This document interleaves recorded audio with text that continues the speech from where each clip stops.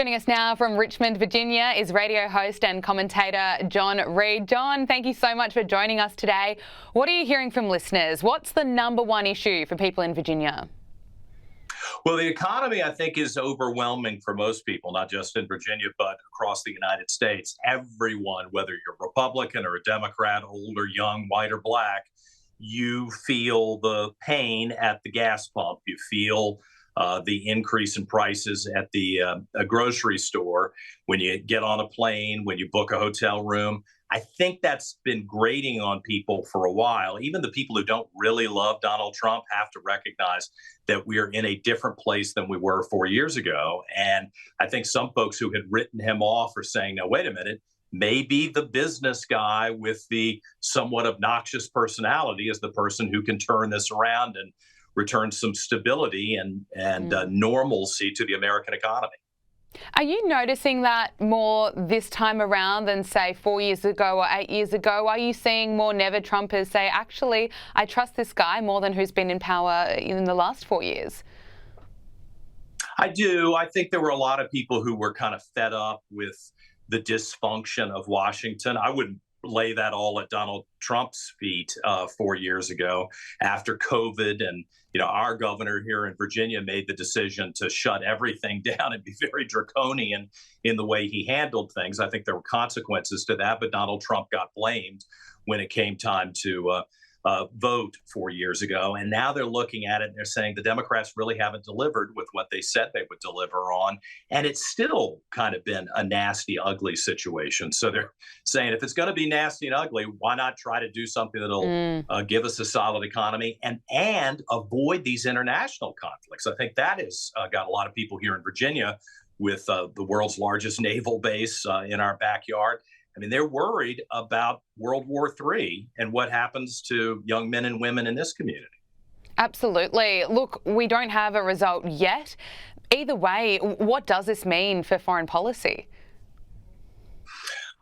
Look, I hope that Donald Trump will come in and things aren't so far gone that it's almost impossible to rein in some of the horrible things that have been happening over the last, 24, 36 months around the world. I think the fact that people can't figure Donald Trump out and that he is a bit of a bully on behalf of the United States, and I think on behalf of free societies around the world, will make some of the bad actors in Iran and Vladimir Putin and North Korea, will make them step back a little bit. I mean, Ukraine, it's unfortunate that we're even dealing with Ukraine. So I don't know how Donald Trump resolves that. But if anybody can get in and shake up the status quo, it's going to be this guy. He's already proven that he's able to do that.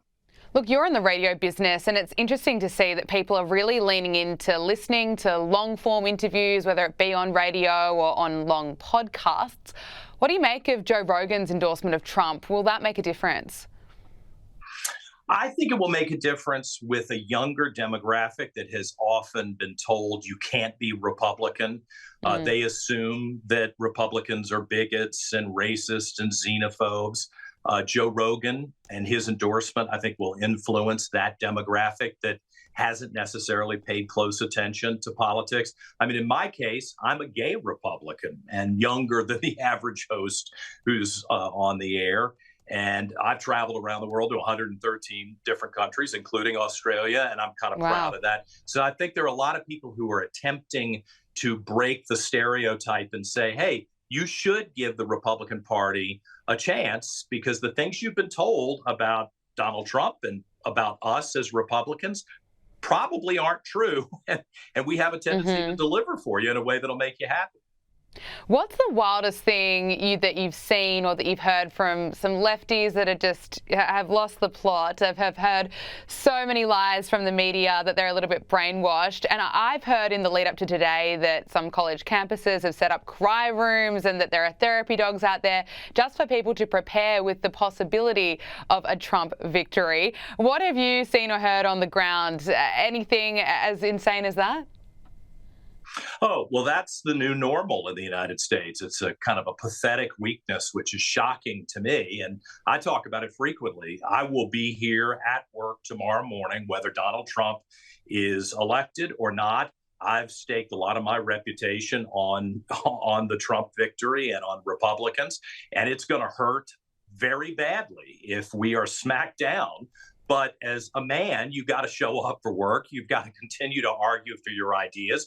You Mm. can't lash out at people and be angry and vicious and mean because you're disappointed. I mean, anybody who's been in politics for years knows you win some, you lose some, and you have to shake it off and evaluate why the voters didn't accept you or why they rejected your ideas. It's a very bizarre a mindset that we have taught young people in the United States. And um, honestly, I hope if Donald Trump does win, it will be the wake up call to say, no, wait a minute, maybe the folks who are a little left of center need to do some soul searching. I hope so. Look, I think that wake-up call is desperately needed. Look, I want to get your thoughts on what's possibly different about this election. We know in previous elections that there's been the shy Trump voter effect. Do you think that that's what we will also see happen this time around, that people will be voting for Donald Trump, but they might not be saying that to pollsters or out publicly?